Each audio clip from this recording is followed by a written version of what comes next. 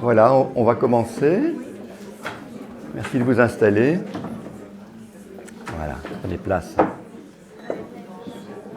Très bien, c'est un grand plaisir de vous accueillir pour ce 5e colloque de l'APRP, notre association qui donc édite la revue belge de psychanalyse.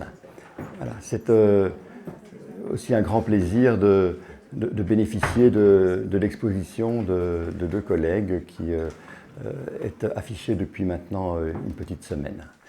Alors, nous remercions nos invités que Blandine va présenter dans un instant pour cette matinée qui sera, je pense, extrêmement fructueuse et qui vient marquer le 40e anniversaire de la revue belge de psychanalyse qui a été donc fondée par plusieurs collègues de la société, mais à l'initiative de Maurice Habert.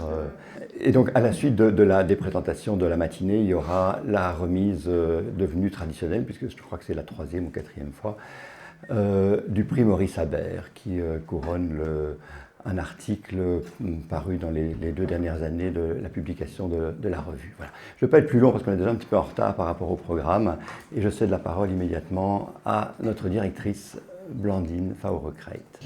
Donc, Jacqueline Godefroy, qui est titulaire à la Société belge de psychanalyse et qui fait partie de notre comité de rédaction, va vous présenter 40 ans après, retour aux origines.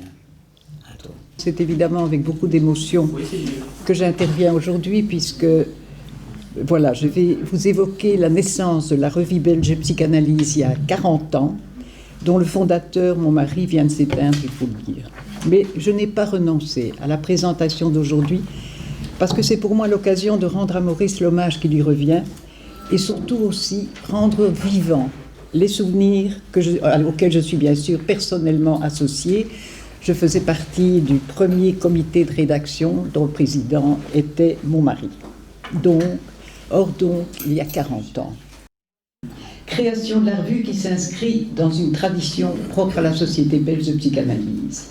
C'est en effet intéressant de se dire que contemporain à la création de la revue belge de la Société belge de psychanalyse en 1947, qui était appelée alors Association des psychanalystes de Belgique, les pionniers que furent ses fondateurs éditent un bulletin dont le dernier numéro, paru en 1961, porte le numéro 33.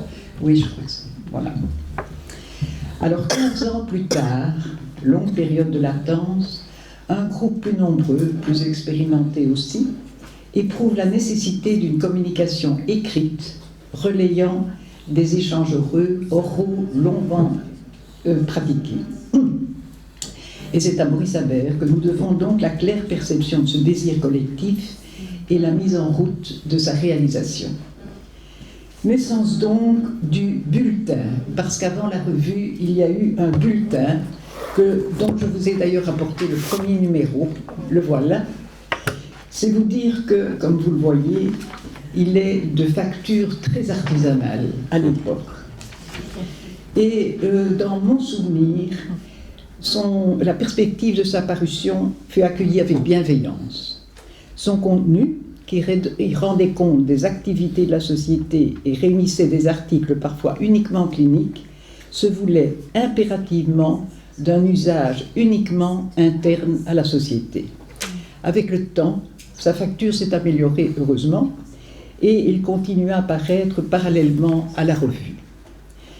Cependant, restait tenace dans la tête de Maurice et déjà bien présent lors de la création du bulletin, le souhait de créer cette fois une revue destinée à être diffusée hors des murs.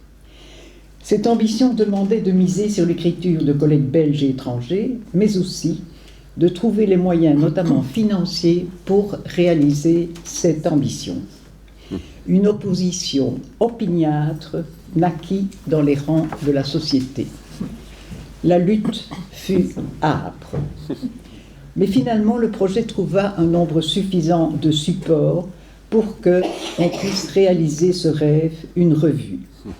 Et je sais d'expérience que quand Maurice voulait quelque chose, il s'arrangeait pour l'obtenir, il l'a obtenu. Grâce aussi, bien sûr, au groupe qui l'entourait et à sa contribution éditoriale et financière, groupe qui croyait en ce que d'autres considéraient comme une utopie toujours bien réelle après 10 ans. 40 ans, pardon. Alors là, c'est moi qui... Bon, sans commentaire. Puis vint sa réalisation.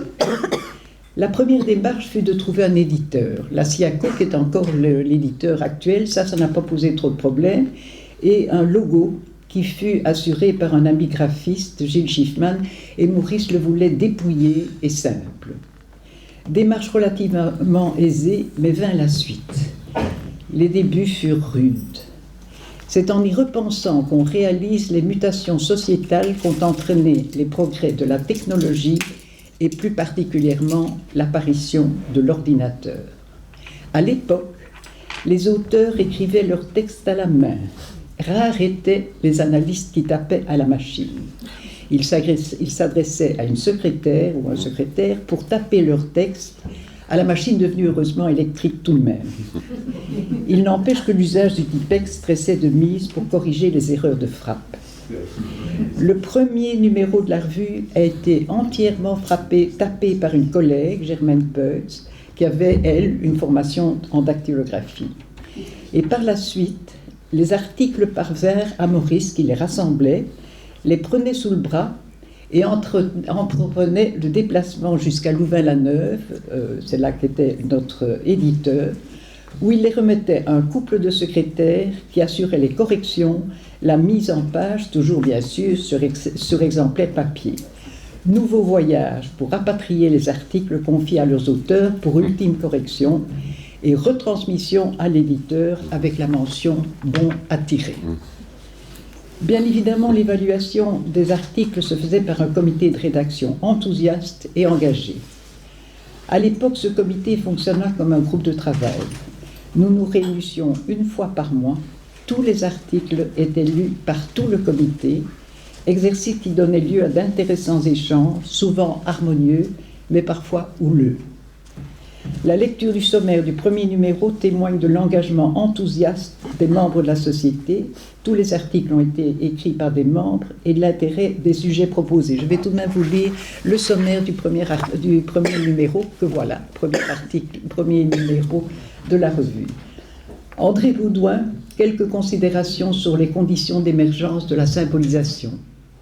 Evelyne Benrubi-Boitier, du fonctionnement pervers de quelques patients en analyse. Nicole Carès, le silence en psychanalyse, quelques aspects théoriques et cliniques. Daniel Flaget, l'intégration de l'interprétation en psychanalyse d'enfants. Jacqueline Godefrin, alliance de travail et narcissisme. Annette Watillon, alliance de travail et relations d'objets. Plus une traduction faite par Jean Capio de l'article d'Esther Bick, s'il vous plaît, l'expérience de la peau dans les relations objectales précoces. Maurice tenait beaucoup à des traductions. On a aussi traduit un article de Bleguer. Alors, depuis ces temps héroïques, bien de l'eau a coulé sous les ponts. Techniquement, l'apport de l'informatique a permis une communication moins astreignante. Après 8 ans de bons et loyaux services, Maurice a préféré insuffler du sang nouveau en transmettant sa fonction à un nouveau directeur de rédaction. Plusieurs d'entre nos membres ont continué sa succession et la revue est toujours bien là, moyen de diffusion de la pensée psychanalytique. Merci de votre attention.